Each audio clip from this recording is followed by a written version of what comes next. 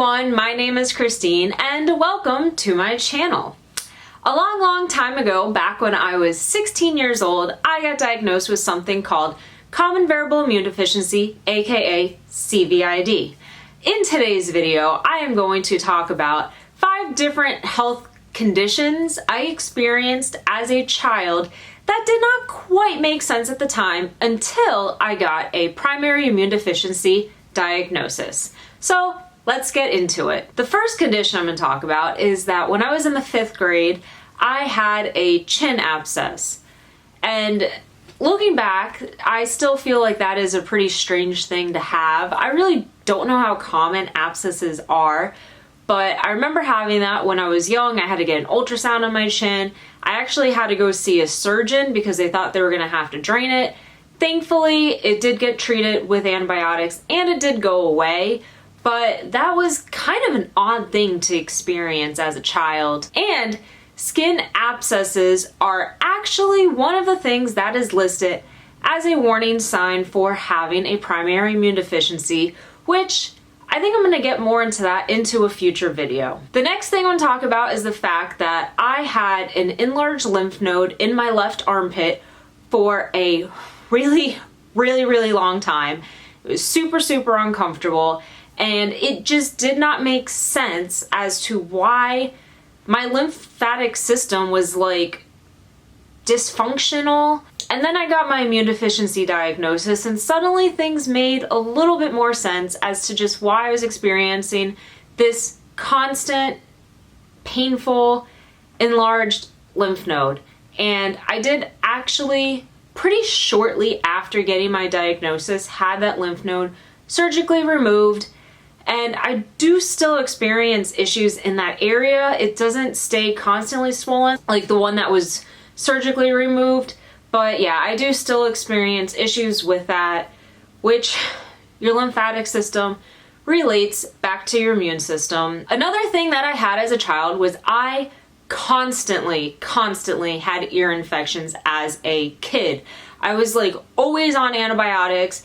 I mean, it was nonstop. I just remember just having those eardrops and like there's videos of me I was a child where I would be talking or I would be like with my cousins and my head is just like this the whole time because I had my eardrops in and I was just letting them set in my ear. I experienced a whole lot of ear infections growing up.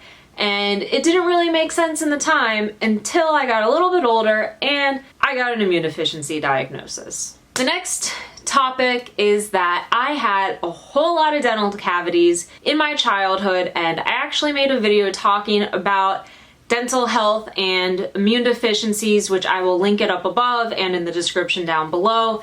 But yeah, it didn't really make sense, and I even remember my dentist after my diagnosis was like, yeah, you know, this does make sense. Like, she doesn't have a terrible diet like other children that she's seen that just eat a whole lot of candy and things that are not good for you.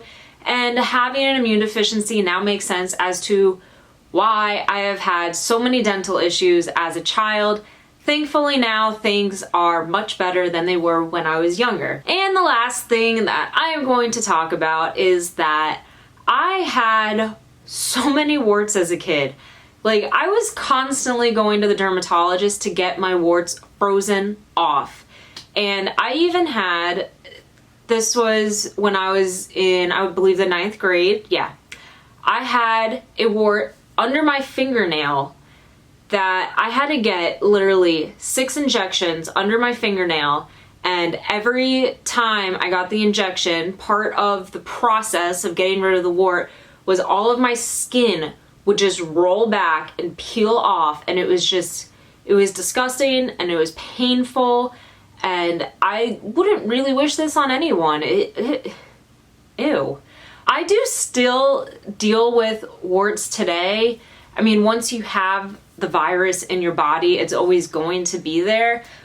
But, and this is more of my opinion, and I don't really have any evidence to prove this, I believe if you are in a weakened immune system state, the warts are probably more likely to be expressed and appear compared to having a higher functioning immune system. I will always remember my mother when I finally got my diagnosis, and she would talk to these doctors and she was just like, it all suddenly just makes sense. All these random things that my child had growing up finally just make sense because of this primary immune deficiency diagnosis. That is my video on the random things that I experienced growing up that just all clicked once I finally got an immune deficiency diagnosis.